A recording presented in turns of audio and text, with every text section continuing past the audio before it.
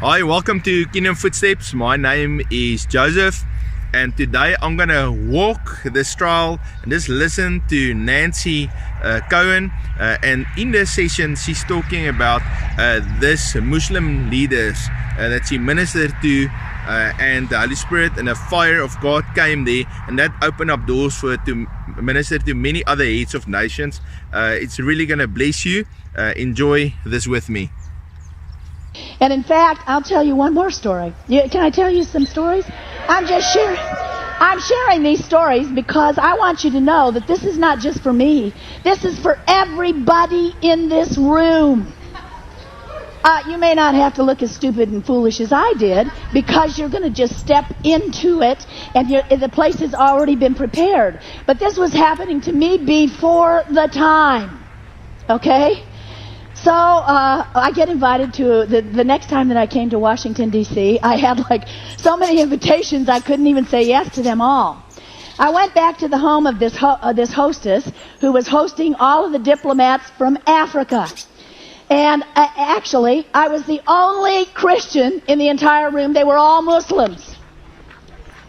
The only two people that were Christians in the room were my hostess friend and her husband, who at that time were nominal Christians, not even walking in the baptism of the Holy Spirit. So they sat me down.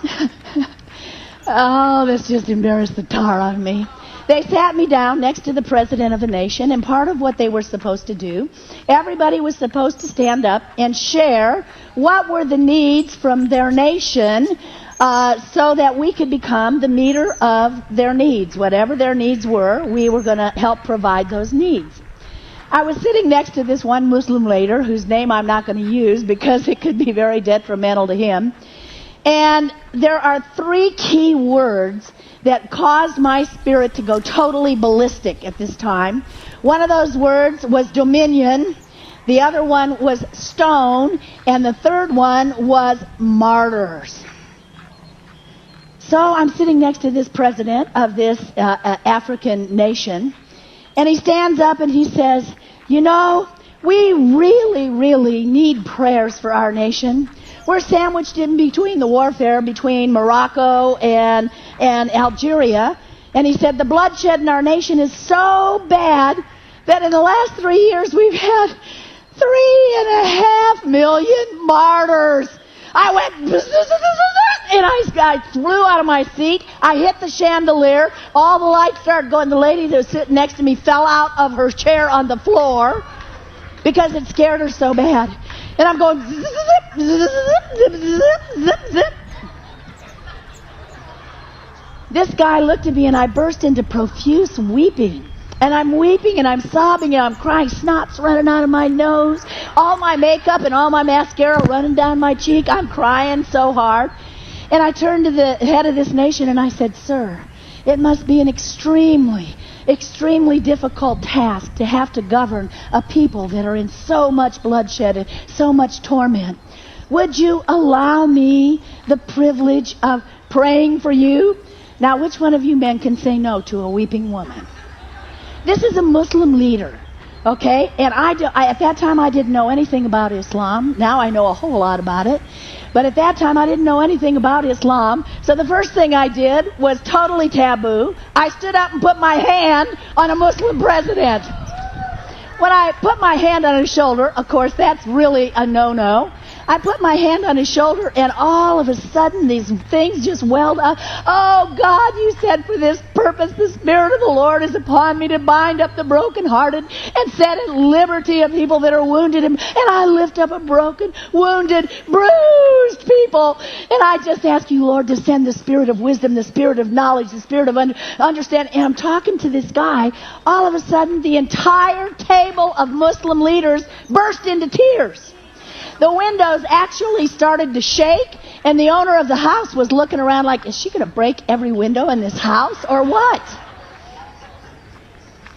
By the time I got done with the prayer, the man stood up. Now, any of you who know anything about Islam know this is totally impossible. He stood up and embraced me and buried his head in my chest and weeping and crying. So I said to him, the Spirit of the Lord wants me to tell you, God has heard, not my prayer, your prayer. And as a result of that, He's going to send somebody in 3 days that's going to stop the bloodshed in your nation, and He's going to negotiate a peace to the war, and all that bloodshed is going to stop. In 3 days, He's going to be sent. Well, 3 days later, guess what happened? The U.S. sent an ambassador to negotiate a peace, and all of the bloodshed in their nation stopped. 1 month later, I was in that same house again, and this time we have all the African ambassadors and many of the diplomats sitting around downstairs, and this time the entertainment was we were going to have karaoke, okay?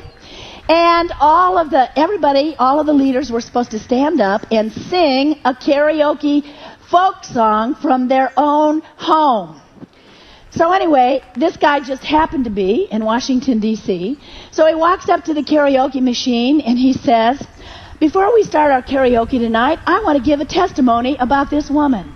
He said, she said that the Lord was going to send somebody in 3 days to stop the bloodshed in my land, and it happened exactly like she said. So, if you're a leader of your nation and you have problems in your nation, get up right now and line up down the wall and have this lady pray for you.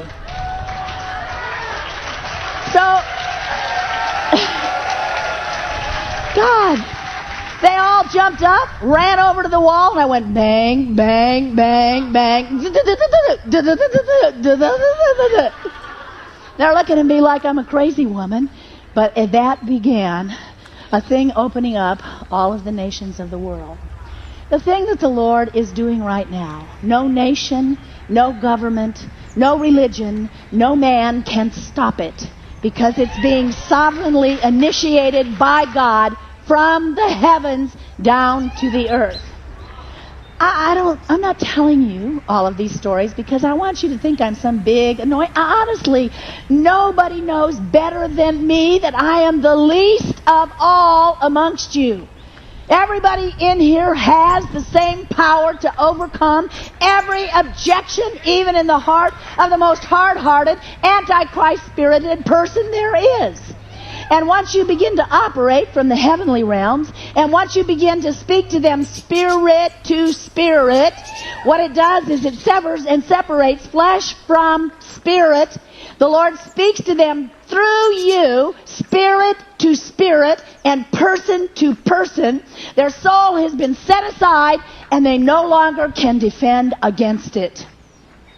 Somewhere over in the nation of Indonesia, there's a whole bunch of jihad leaders sitting around a table saying, what do you suppose ever possessed us to give them all the money for the building that we destroyed? What do you suppose? That was the dumbest thing we ever did. Why did we do that? They don't know. But they heard a sound. And it was a sound their spirit recognized. It just set aside every objection that was in them, spoke to them, person to person, and spirit to spirit. I hope you enjoyed this session with me. I thought it was awesome to listen to this testimony. You know, when you listen to Nancy, it like really builds your faith. So I want to encourage you, listen to this whole set that I'm making of these 8 sessions of the baptism of fire.